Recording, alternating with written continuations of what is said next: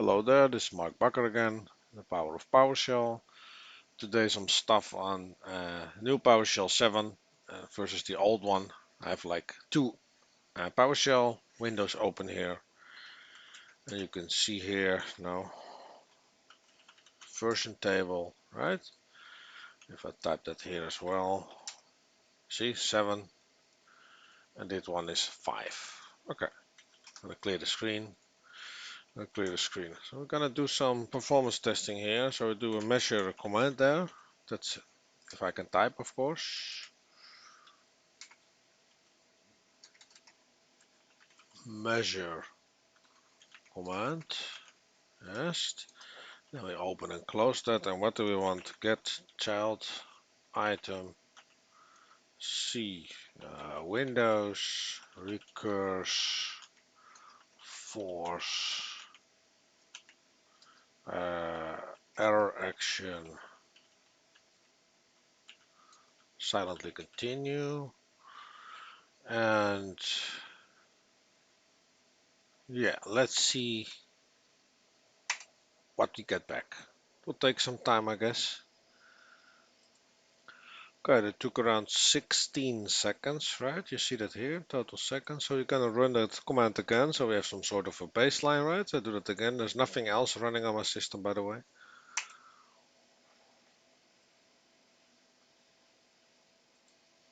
Okay, we have a nice baseline here. It's about the same, right? It's again 16. It's all, yeah, it's perfect. It's the same. Now we go to PowerShell 7, right? And we run the same command again. And that took 10 seconds. So it's a lot faster. We run that again. Try it again. So again, 10 seconds.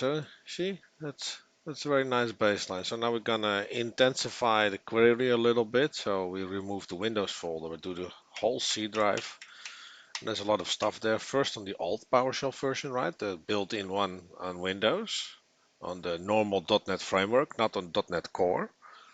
So we're gonna run that one on the total C drive. It took about 34 seconds there. Gonna run that one again to have like a sort of baseline again. Okay, that's about the same time.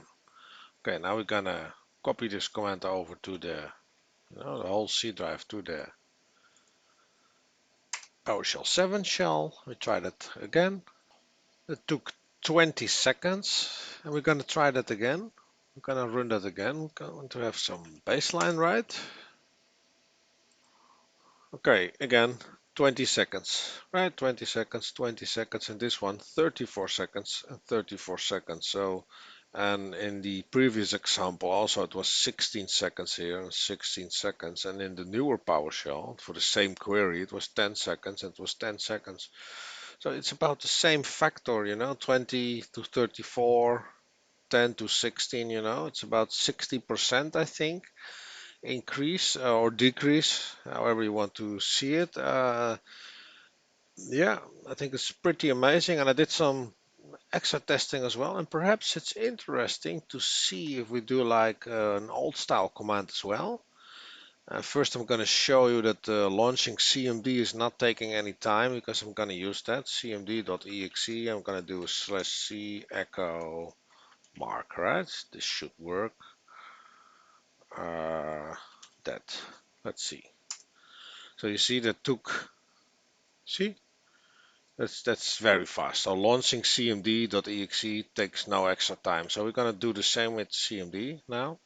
So we're gonna, I think it's dir c and then /s. That's for all subdirs. That's like sort of the same syntax. And we're gonna see how long that takes on the old PowerShell. So that took around 22 seconds. The whole C drive. We're gonna do that again. We're gonna measure that again. We have a sort of baseline again. The old PowerShell version. And again 22 seconds. Now we're gonna run that same command on the newer PowerShell. See, 23 seconds even. Try that again.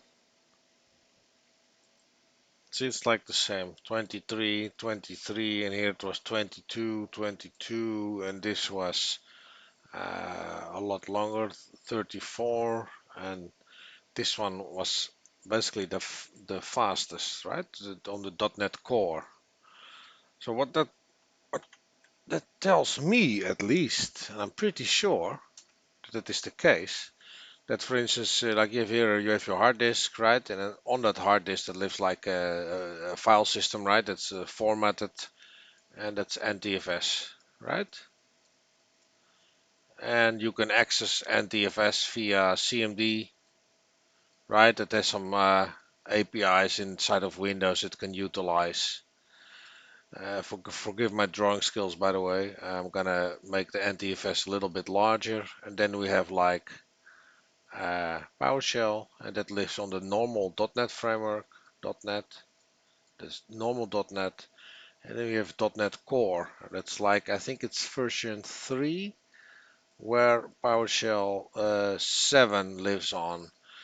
And what I noticed, and it used to be that this one was always the fastest, CMD.exe was always the fastest compared to like .NET. I programmed in C++, for instance, then you can have very fast access to the file system as well. CMD-alike, sort of speaks, CMD-alike speed.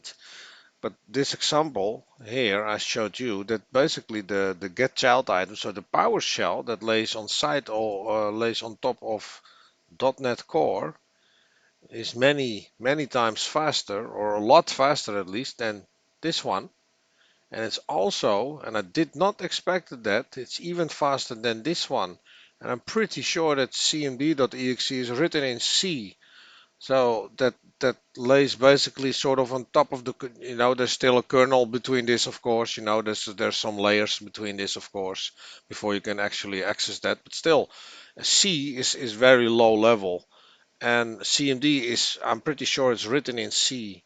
And it takes more time than .NET, or it takes more time than Core 7, Core 3 on PowerShell 7.